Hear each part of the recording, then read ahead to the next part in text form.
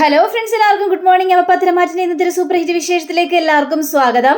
അങ്ങനെ നമ്മുടെ ജയനെ കാണിക്കുകയാണ്. അപ്പോൾ ജയനാണെങ്കിൽ ആകെ ടെൻഷൻ അടിച്ച് അങ്ങോട്ടും ഇങ്ങോട്ടും നടക്കുകയാണ്. കാരണം മുത്തശ്ശൻ പറഞ്ഞ കാര്യങ്ങളാണ് ജയന്റെ മനസ്സിലേക്ക് ഇങ്ങനെ ഓർമ്മ വരുന്നത്.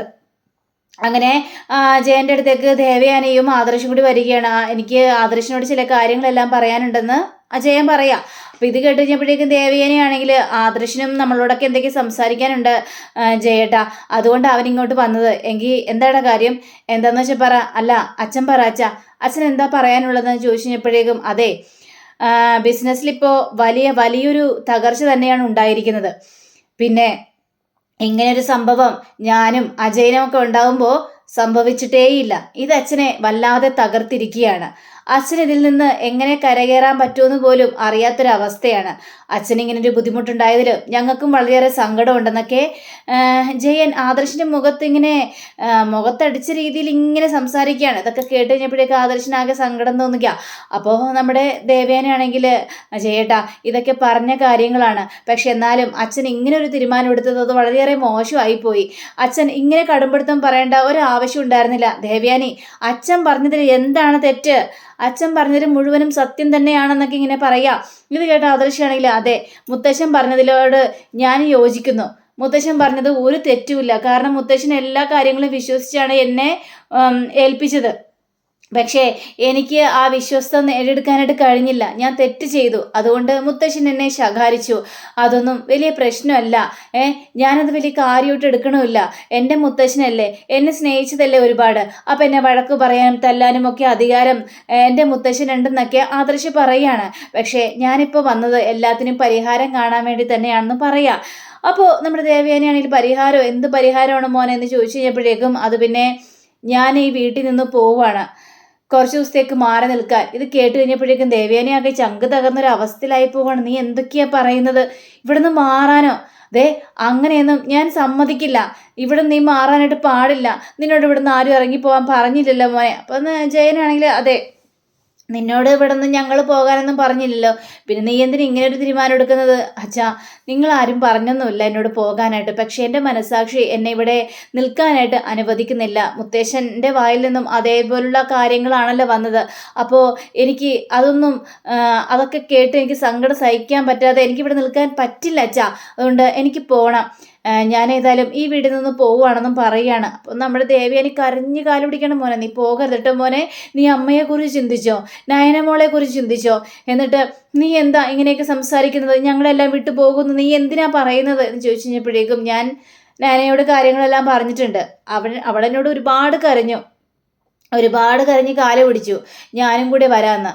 പക്ഷേ എനിക്ക് അമ്മയെ ഇവിടുത്തെ ഈ ഒരു അവസ്ഥയിലാക്കിയിട്ട് അവളെ കൊണ്ട് പോകാനായിട്ട് പറ്റുമോ?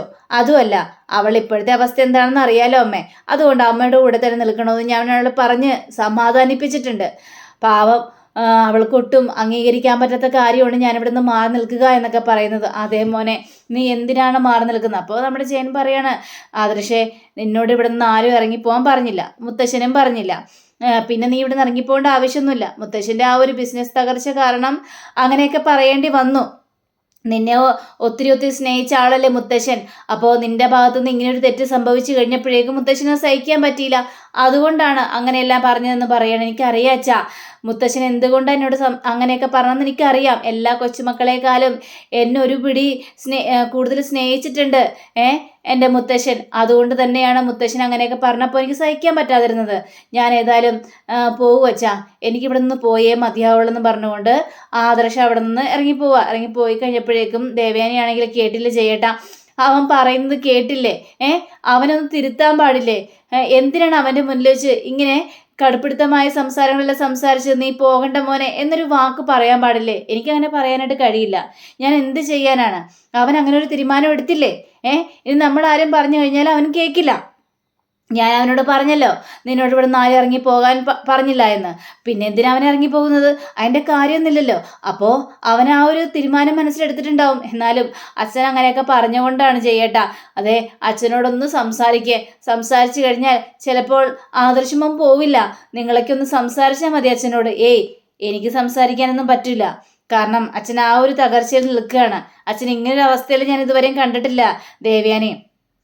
എന്തായാലും അവൻ കുറച്ച് ദിവസം മാറി നിൽക്കട്ടെ, അതായിരിക്കും നല്ലതെന്ന് ദേവയാനിയോടും പറയണം. ദേവയാനിക്ക് ഇതെല്ലാം കേട്ടിട്ട് ആകെ ചങ്ക് തകർന്നൊരു അവസ്ഥയിൽ ഇങ്ങനെ നിൽക്കുക. അങ്ങനെ ഇന്ന് രാത്രിയാവുക. അങ്ങനെ രാത്രിയായി കഴിഞ്ഞപ്പോഴേക്കും നമ്മുടെ നയനൊക്കെ ഉറക്കൂല. നയനയാണെങ്കിൽ ആദർശിനോട് ഓരോ കാര്യങ്ങളും പറയണം. നയന ഇരുന്ന് ഇങ്ങനെ കരയാണ്. നയനെ, നീ കരയരുത്, ഞാൻ പറഞ്ഞല്ലോ ഞാൻ എന്തുകൊണ്ടാ പോണേന്ന്. പിന്നെ എന്തിനാ ഇങ്ങനെ കിടന്ന് കരയുന്നത്? അതിൻ്റെ ആവശ്യമൊന്നുമില്ല നയനെ. നീ കരഞ്ഞു കഴിഞ്ഞാൽ നിന്റെ ആരോഗ്യത്തെ അത് ബാധിക്കും. പിന്നെ അറിയാലോ, നിന്നെ മാത്രമല്ല നമ്മുടെ കുഞ്ഞിനെ അത് ബാധിക്കും. അതുകൊണ്ട് കരയാൻ നിൽക്കരുത്. എന്നാലും ആദർശേട്ടൻ പോവല്ലേ? എനിക്ക് സങ്കടം സഹിക്കാൻ പറ്റുന്നില്ല ആദർശേട്ടാ. ദേ, ആദർശേട്ടൻ ഇവിടെ തന്നെ നിൽക്കാൻ പാടില്ലേ? എന്നിട്ട് എതിരാളിയെ നമുക്ക് കണ്ടുപിടിക്കാം. ആദർശേട്ടൻ ഇവിടെ നിന്നുകൊണ്ട് ആബി എത്ര മാത്രം തെറ്റ് ചെയ്താണ്, എന്നിട്ട് ആബി ഇവിടെ നിൽക്കുന്നില്ലേ ആദർശേട്ടാ? അതേപോലെ തന്നെ ആദർശേട്ടൻ ഇവിടെ നിൽക്കണം ആദർശേട്ടാ. ആദർശേട്ടൻ അത്ര വലിയ തെറ്റൊന്നും ചെയ്തിട്ടില്ലല്ലോ. ആദർശേട്ടൻ ദയവ് ചെയ്ത് ഇവിടെ നിൽക്കണം എന്ന് പറഞ്ഞപ്പോഴേക്കില്ല നയനെ, എനിക്കിനി ഇവിടെ പിടിച്ചു നിൽക്കാനായിട്ട് കഴിയില്ല. എനിക്ക് ചില ലക്ഷ്യങ്ങളൊക്കെ ഉണ്ട്. അതെല്ലാം തീർത്തിട്ടേ ഞാൻ ഇനി വരുള്ളൂ. നീ സങ്കടപ്പെടാതെ കിടന്ന് ഉറങ്ങാൻ നോക്ക് നയനെ എന്നും പറഞ്ഞുകൊണ്ട് നയനയെ സമാധാനപ്പെടുത്തുകയാണ്. അങ്ങനെ പിറ്റേ ദിവസം രാവിലെ ആവുകയാണ്. പിറ്റേ ദിവസം രാവിലെ ആയി കഴിഞ്ഞപ്പോഴേക്കും നമ്മുടെ നയന കോലിടുക. കോലം ഭയങ്കര സങ്കടത്തോടെ ഇങ്ങനെ ഇടുന്നത്. അപ്പോൾ ദേവയാനി വന്നിട്ട് ചോദിക്കുകയാണ്, മോളെ ആദർശം എന്തെങ്കിലും പറഞ്ഞോ, അവൻ്റെ തീരുമാനത്തിൽ എന്തെങ്കിലും മാറ്റം ഉണ്ടോ എന്ന് ചോദിച്ചപ്പോഴേക്കും ഇല്ല അമ്മേ, ഞാൻ ഇന്നലെ കുറേ സംസാരിച്ചായിരുന്നു. പക്ഷേ ആദർശേട്ടൻ ആ ഉറച്ച തീരുമാനത്തിൽ തന്നെയാണ് ഈ വീട് വിട്ട് പോകണം തന്നെയാണ് പറയുന്നത്. എന്ത് ചെയ്യണമെന്ന് എനിക്ക് അറിയാൻ പാടില്ലമ്മേ എന്നൊക്കെ പറഞ്ഞപ്പോഴേക്കും എങ്കിൽ പിന്നെ മുത്തശ്ശനോട് ഇവിടെ ആരെങ്കിലും ഒന്ന് സംസാരിച്ചാലോ? മുത്തശ്ശൻ ഒരു വാക്ക് ആദർശനോട് പറഞ്ഞിരുന്നെങ്കിൽ ആദർശ് ഇവിടെ നിൽക്കുമായിരുന്നു, അവൻ്റെ തീരുമാനങ്ങളെല്ലാം മാറ്റുമായിരുന്നു മോളെ. ഇതൊക്കെ കേട്ട് കഴിഞ്ഞപ്പോഴേക്കും അതുകൊണ്ടൊന്നും കാര്യമുണ്ടെന്ന് എനിക്ക് തോന്നുന്നില്ല. കാരണം ആദർശേട്ടൻ ഇപ്പോൾ വല്ലാത്തൊരു പ്രതിസന്ധിയിൽ നിൽക്കുകയാണമ്മേ.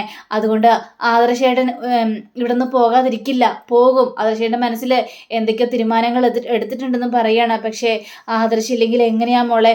അവൻ പോകുന്ന കാര്യം ആലോചിക്കുമ്പോൾ എനിക്ക് സഹിക്കാൻ പറ്റുന്നില്ല. ചങ്ക് തകരുന്നൊരവസ്ഥയിലാണ് ഞാൻ നിൽക്കുന്നത്. അതേ അവസ്ഥയാണ് അമ്മ എനിക്കും. ആദർശേട്ടനോട് ഞാൻ ഒരുപാട് പറഞ്ഞു നോക്കി, പക്ഷേ ആദർശേട്ടൻ അത് കേൾക്കാനൊന്നും തയ്യാറല്ല. അവനില്ലേ ഹാബി, അവൻ എന്തെല്ലാം തെറ്റ് ഇവിടെ ചെയ്തു. എന്നിട്ട് അവനൊരു കൂസലുമില്ല. അവൻ ഇവിടെ ജോലിയെല്ലാം എടുക്കുന്നുണ്ട്. എന്നാലൊരു വേലക്കാരനെ പോലെയാണെങ്കിലും ഈ വിട്ടിട്ട് പോയിട്ടില്ലല്ലോ. അവൻ ഇവിടെ തന്നെ കിടക്കുന്നില്ലേ? എനിക്ക് അതൊക്കെ ആലോചിക്കുമ്പോൾ ആകെ സങ്കടം തോന്നുന്നു. ഇപ്പോൾ കണ്ടില്ലേ, അബി ഇത്രയും തെറ്റ് ചെയ്തിട്ട് മുത്തശ്ശൻ അങ്ങനെ എതിർത്തൊന്നും വാക്കൊന്നും പറഞ്ഞില്ലല്ലോ. പറയില്ല. പക്ഷെ ആദർശേട്ടനെ അത്രയും സ്നേഹിച്ചിട്ടുണ്ട് മുത്തശ്ശൻ. അതുകൊണ്ടാണ് ആദർശേട്ടനോട് അങ്ങനെ മുഖത്തടിച്ച രീതിയിൽ മുത്തശ്ശൻ സംസാരിച്ചത്. ഇനി അതിനെക്കുറിച്ചൊന്നും പറഞ്ഞിട്ട് കാര്യമില്ലല്ലോ അമ്മേ. ഇനിയിപ്പോൾ വരുന്നിടത്ത് വെച്ച് തന്നെ കാണാം നമുക്ക്. ആദർശേട്ടൻ എന്നെ ഇതിൽ നിന്ന് മാറ്റാൻ പറ്റുമെന്ന് എനിക്ക് തോന്നുന്നില്ല അമ്മേ എന്നൊക്കെ ഇങ്ങനെ പറയുക. ഇതെല്ലാം കേട്ട് കഴിഞ്ഞപ്പോഴേക്കും ദേവയാനി ആകെ സങ്കടത്തിലാ. അങ്ങനെ പിന്നീട് കാണിക്കുന്നത് നമ്മുടെ ജലജയുടെ മകളെയും ഭർത്താവിനെയാണ്. അപ്പോൾ അവന്തിക ഇങ്ങനെ കാര്യങ്ങളെല്ലാം സംസാരിക്കുകയാണ്. മോളെ, നീ അവരുടെ മുന്നിൽ ഒരു പിടിയും കൊടുത്തിട്ടില്ലല്ലോ. പിന്നെ ഞാനൊരു പിടിയും കൊടുത്തിട്ടില്ല. ആ നയനയും ബാക്കിയുള്ളവരെല്ലാവരും കൂടി ഓരോ കാര്യങ്ങളും എന്നോട് പറഞ്ഞു. പക്ഷേ ഒന്നും അറിയാത്ത രീതിയിലാണ് ഞാനവിടെ സംസാരിച്ചത്. അതിനിടക്ക് ദേവയാനി വന്നിട്ട് അഭിയേട്ടൻ്റെ കുറ്റങ്ങൾ മുഴുവനും പറഞ്ഞു. അപ്പോൾ ഞാൻ ഒന്നും അറിയാത്ത രീതിയിൽ അങ്ങനെ സംഭവിച്ചു എന്നൊക്കെ പറഞ്ഞുകൊണ്ട് പൊളിച്ചടുക്കുകയാണ് ചെയ്തത് അച്ഛാ. അങ്ങനെ വേണം മോളെ. പക്ഷേ അഭിയുടെ കൂടെ നിൽക്കുന്നവളില്ലേ നവ്യ, അവൾക്ക് എന്താ അഹങ്കാരം എന്നറിയാമോ? വലിയ മോഡലാണെന്ന് അവളുടെ വിചാരം. അവളുടെ സൗന്ദര്യം അറിഞ്ഞുകൊണ്ടാണ് AN കമ്പനിക്കാർ അവളെ എടുത്തത് എന്നൊക്കെയാണ് അവളുടെ വിചാരം. മോളെ, അവളങ്ങനെ വിചാരിക്കട്ടെ, അവളങ്ങനെ വിചാരിക്കണമല്ലോ. എന്നാലേ നമ്മളുടെ ലക്ഷ്യങ്ങൾ പൂർത്തിയാകുള്ളൂ. ഇപ്പൊ കണ്ടില്ലേ, മൂർത്തീസ് കമ്പനി മുഴുവനും കെട്ടിപ്പൂട്ടുന്നൊരവസ്ഥയിൽ നിൽക്കുന്നത്. അനന്തമൂർത്തി തകർന്നു ഇല്ലേ മോളെ? ഞാൻ പറഞ്ഞ സത്യം തന്നെയല്ലേ? അതെ അച്ഛാ. അവിടെ അനന്തമൂർത്തി തകർന്ന് തരിപ്പണമായ ആരുടെ മുഖത്തും നോക്കാൻ പറ്റുന്നൊരവസ്ഥയിൽ അങ്ങനെ ഇരിക്കുകയാണ്. ഇപ്പോൾ ദേഷ്യം മുഴുവനും ആദർശിനോടാണ്. ആദർശ് തകർന്ന് തരിപ്പണമായ ഒരു അവസ്ഥയിലാണ്. ഇങ്ങനൊരു പ്രതികരണം മുത്തശ്ശൻ്റെ കയ്യിൽ നിന്നും ഉണ്ടാകുമെന്ന് ആദർശ് പോലും ഒരിക്കലും പ്രതീക്ഷിച്ചില്ല അച്ഛാ. അതേപോലുള്ള സംഭവങ്ങളാണ് ഇപ്പോൾ അവിടെ അരങ്ങേറിക്കൊണ്ടിരിക്കുന്നത്. ഇത് കേട്ട് കഴിഞ്ഞപ്പോഴേക്കും അരങ്ങേറണം മോളെ, ഇനിയെല്ലാം തകരണം. ആ കുടുംബം ഒട്ടാകെ അവിടെ നിന്ന് പടിയിറങ്ങണം. എന്നിട്ട് AN ജ്വല്ലറിയുടെ അധികാരങ്ങൾ എനിക്ക് അഭിയെ ഏൽപ്പിക്കണം. മൂർത്തീസ് കമ്പനി എന്നൊക്കെ അഭിയെ തള്ളിപ്പറഞ്ഞ് വിട്ടതല്ലേ? ആ തള്ളിപ്പറഞ്ഞെടുത്തുനിന്ന് അഭി ഇനി ഉയരങ്ങളിലേക്ക് പോണം മോളെ. പിന്നെ എൻ്റെ എല്ലാ സ്വത്തുക്കളുടെയും കൈകാര്യങ്ങളെല്ലാം ചെയ്യാൻ പോകുന്നത് ഇനി മോളാണ്. മോളുടെ പേരിലാണ് ഞാനെല്ലാം എഴുതി വെക്കാൻ പോകുന്നതൊക്കെ കഴിഞ്ഞപ്പോഴേക്കും അതൊന്നും വേണ്ട അച്ഛാ, അതിനോടൊന്നും എനിക്കൊരു താല്പര്യമില്ല. അച്ഛൻ എന്നെ ഒരു സ്വത്തുക്കളും ഏൽപ്പിക്കേണ്ട ആവശ്യമില്ല. എനിക്ക് അച്ഛനെ ഇങ്ങനെ ഇടയ്ക്കിടയ്ക്ക് കണ്ടാൽ മതി, അത്രയും മാത്രം മതി അച്ഛാ. എൻ്റെ അച്ഛൻ എന്നെ വിട്ട് പോകാതിരുന്നാൽ മാത്രം മതി എന്നൊക്കെ പറഞ്ഞു കഴിഞ്ഞപ്പോഴേക്കും ഇയാൾക്കാണെങ്കിൽ ഭയങ്കര സന്തോഷം തോന്നുക. അപ്പം ഇയാളാണെങ്കിൽ മോളെ ഇങ്ങനെ ചേർത്ത് പിടിച്ചിട്ട്, അതേ മോളെ, ഇനി നമ്മൾ കളി തുടങ്ങിയിട്ടല്ലേ ഉള്ളൂ. ഇപ്പം ആദ്യത്തെ വിജയം നമുക്ക് തന്നെ കിട്ടി. ഇനി അങ്ങോട്ട് നമുക്ക് വിജയത്തിൻ്റെ കാഹളമായിരിക്കുള്ളൂ. അതിനുശേഷം നവ്യ എന്ന് പറഞ്ഞ അവളെ അടിച്ച് പുറത്താക്കണം. ഇനി അതേ ഒരു രക്ഷയുള്ളൂ മോളെ എന്നൊക്കെ പറയാണ്. അതെ, അവളുടെ അഹങ്കാരമാണ് ആദ്യം തീർക്കേണ്ടത്. അവൾ എന്തൊക്കെയാണ് വാചകടിക്കുന്നതെന്ന് അറിയാവോ എന്നൊക്കെ ഇങ്ങനെ സംസാരിക്കുകയാണ്. എനിക്കെല്ലാം അറിയാം മോളെ, അതുകൊണ്ട് തന്നെയാണല്ലോ ഇങ്ങനൊരു കളി ഞാൻ കളിച്ചുകൊണ്ടിരിക്കുന്നത് എന്നൊക്കെ ഇവർ പറഞ്ഞുകൊണ്ട് സന്തോഷത്തോടെ അവിടെ നിന്ന് പോവുകയാണ്. അങ്ങനെ പിന്നീട് കാണിക്കുന്ന നമ്മുടെ ആദർശാണെങ്കിൽ ഒരുങ്ങിക്കൊണ്ടിരിക്കുക. ആ സമയത്താണ് നയന അങ്ങോട്ട് വരുന്നത്. ഇപ്പം നയനയെ കണ്ടുകഴിഞ്ഞപ്പോഴേക്കും ആദർശിന് ഭയങ്കര സങ്കടം തോന്നുകയാണ്. ആദർശേട്ടാ എന്ന് വിളിച്ചുകൊണ്ടാണ് നമ്മുടെ നയന ചെല്ലുന്നത്. ഞാൻ പറഞ്ഞല്ലേ നയനെ കരയരുതെന്ന്. ഞാൻ ഈ പോകാൻ പോകുന്ന സമയത്ത് നയന ഇങ്ങനെ കരഞ്ഞു കഴിഞ്ഞാൽ എനിക്കത് സങ്കടമാവില്ലേ? എന്നെ സന്തോഷത്തോടെയല്ലേ പറഞ്ഞു വിടേണ്ടത്? എൻ്റെ മനസ്സിൽ ചില ലക്ഷ്യങ്ങളൊക്കെ ഉണ്ടെന്ന് നയനയ്ക്ക് അറിയാലോ. പിന്നെ എന്താ കാര്യം ആദർശേട്ടൻ ഇവിടുന്ന് പോകുന്ന കാര്യം എനിക്ക് ചിന്തിക്കാൻ പോലും പറ്റുന്നില്ല ആദർശേട്ട ഇവിടെ നിൽക്കുക ആദർശേട്ടാ, എന്നിട്ട് നമുക്ക് ഒളിഞ്ഞിരിക്കുന്ന ശത്രുക്കളെല്ലാം കണ്ടുപിടിക്കുക ആദർശേട്ടാ എന്നൊക്കെ പറഞ്ഞപ്പോഴേക്കും അങ്ങനെ കണ്ടുപിടിക്കാനായിട്ട് കഴിയില്ല. എനിക്കിവിടെ നിന്ന് കഴിഞ്ഞാൽ കോൺസെൻട്രേഷൻ കിട്ടൂല നയനെ, അതുകൊണ്ടാണ് ഞാൻ പോകുമെന്ന് പറഞ്ഞത്. ദൂര സ്ഥലത്തേക്കൊന്നും അല്ലല്ലോ ഞാൻ പോകുന്നത്, ഞാൻ നമ്മുടെ ക്വാർട്ടേഴ്സിലേക്കല്ലേ. അവിടെ നിനക്ക് എപ്പോൾ വേണമെങ്കിലും വരാലോ, എന്നെ കാണാലോ.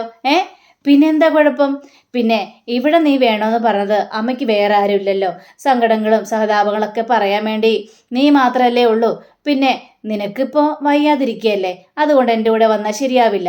പിന്നെ 7-ാം മാസത്തിൽ നിനക്ക് നിൻ്റെ വീട്ടിൽ പോയി നിൽക്കാമല്ലോ. പിന്നെന്താ പ്രശ്നം? അത് പിന്നെ ആദർശേട്ടാ 7-ാം മാസത്തിൽ വീട്ടിലേക്ക് പോയി നിൽക്കണ്ടെന്നാ ഇവിടുത്തെ അമ്മ പറയുന്നത്. ചടങ്ങുകളെല്ലാം അവിടെ വെച്ച് നടക്കും, അതിനുശേഷം എന്നെ ഇങ്ങോട്ട് തന്നെ തിരിച്ചു കൊണ്ടുവരുമെന്ന് പറയുന്നത്. കണ്ടോ, അമ്മ അങ്ങനെ പറഞ്ഞു. ആ സ്ഥിതിക്ക് ഈ ഒരു അവസ്ഥയിലിരിക്കുമ്പോൾ എൻ്റെ ഒപ്പം നിന്നെ വിടുമെന്ന് തോന്നുന്നുണ്ടോ? അമ്മയ്ക്ക് മനസ്സമാധാനം ഉണ്ടാവോ? ഇല്ലല്ലോ. പിന്നെ നയനെ, ഞാൻ പറഞ്ഞല്ലോ എൻ്റെ ചില ലക്ഷ്യങ്ങളൊക്കെ ഉണ്ട് ആദർശേട്ടാ. അപ്പോൾ ആദർശേട്ടന് എത്ര നാൾ അവിടെ മാറി നിൽക്കുമെന്നാണ് പറയുന്നത്? എൻ്റെ ലക്ഷ്യങ്ങൾ പൂർത്തിയാക്കുന്നത് വരെ. നമ്മുടെ പിന്നിൽ കളിച്ചത് ആരാണെന്ന് എനിക്ക് കണ്ടെത്തണം. ഈ കുടുംബം തകർന്നുവെന്ന് അവരറിയും. ആദർശ് എന്ന് പറഞ്ഞ കൊച്ചുമോൻ പടിയിറങ്ങിപ്പോയെന്നും അനന്തമൂർത്തി വലിയൊരു തീരുമാനമെടുത്തെന്നും ഏതായാലും ഈ നമ്മുടെ ശത്രു അറിയും. നമ്മുടെ ശത്രു യഥാർത്ഥത്തിൽ ആരാണെന്ന് കണ്ടെത്തണ്ടേ? അപ്പോൾ ഒളിഞ്ഞിരിക്കുന്ന ശത്രു പുറത്തേക്ക് വരും. അങ്ങനെ എനിക്ക് ശത്രുവിനെ കണ്ടുപിടിക്കാനായിട്ട് സാധിക്കുള്ളൂ. അല്ലെങ്കിൽ ഞാൻ ഇവിടെ തന്നെ നിന്ന് കഴിഞ്ഞാൽ അവർ പ്രതികരിക്കില്ല, അവർ പുറത്തേക്ക് വരില്ല, നമ്മളെ വീണ്ടും ചതിക്കാനായിട്ടേ നോക്കുള്ളൂ. അതുകൊണ്ട് എനിക്ക് മാറി നിന്നേ പറ്റുള്ളൂ. നയനെ, എൻ്റെ കാര്യങ്ങളെല്ലാം നീ മനസ്സിലാക്കണം. ഇതൊക്കെ കേട്ട് കഴിഞ്ഞപ്പോഴേക്കും എനിക്കിപ്പോൾ നവ്യ ചേച്ചിയുടെ കാലിയാ വരുന്നത്. എനിക്ക് അവനെ കാണുന്നത് പോലും ഇപ്പോൾ അറപ്പാണ്. നവ്യയെ കുറ്റപ്പെടുത്തേണ്ട കാര്യമൊന്നുമില്ല. പിന്നിപ്പോൾ ഒരു കാര്യങ്ങളും അറിയാതെയാണല്ലോ സൈൻ ചെയ്തിരിക്കുന്നത്. 2 വർഷത്തെ സൈനാണ് ഇപ്പോൾ ചെയ്തിരിക്കുന്നത്. ഇനിയിപ്പോൾ അവൾക്ക് അതിൽ നിന്ന് പിന്മാറാനായിട്ടും പറ്റില്ല. ജ്വല്ലറിക്കാരുടെ നിന്നും സത്യങ്ങൾ അറിഞ്ഞാൽ പോലും അവൾക്ക് പിന്മാറാനായിട്ട് പറ്റില്ല. 2 വർഷത്തെ എഗ്രിമെൻറ്റാണ് ചെയ്തിരിക്കുന്നത്. അതുകൊണ്ട് ആ കാര്യത്തെക്കുറിച്ച് നമ്മൾ പറയേണ്ട ആവശ്യമില്ല നയനെ. നമ്മളുടെ കാര്യത്തെക്കുറിച്ച് മാത്രം ചിന്തിക്കുക. നീ വിട്ടു പോയിട്ടുണ്ടെങ്കിൽ ചന്തുമോൾക്കും സങ്കടമാകും, ബാക്കിയുള്ളവർക്ക് എല്ലാവർക്കും സങ്കടമാകും. അതുകൊണ്ട് നീ ഇവിടെ നിൽക്കണം. കരയരുത്. ഞാൻ പോയാലും തിരിച്ചു വരും. ശത്രുക്കളെ കണ്ടുപിടിച്ച ഉടനെ ഞാൻ തിരിച്ചു വരും നയനെ എന്ന് പറഞ്ഞുകൊണ്ട് നയനയ്ക്ക് വാക്ക് കൊടുക്കുകയാണ്. അപ്പോൾ അങ്ങനെയും കാണിച്ചുകൊണ്ടാണ് നമ്മുടെ ഇന്നത്തെ റിവ്യൂ ഇവിടെ അവസാനിച്ചിരിക്കുന്നത്. അടുത്ത റിവ്യൂവിനായി കാത്തിരിക്കുക, സബ്സ്ക്രൈബ് ചെയ്യുക. എല്ലാവർക്കും നല്ലൊരു ദിനം ആശംസിച്ചുകൊണ്ട് നമസ്കാരം. Thank you. See again. Bye by.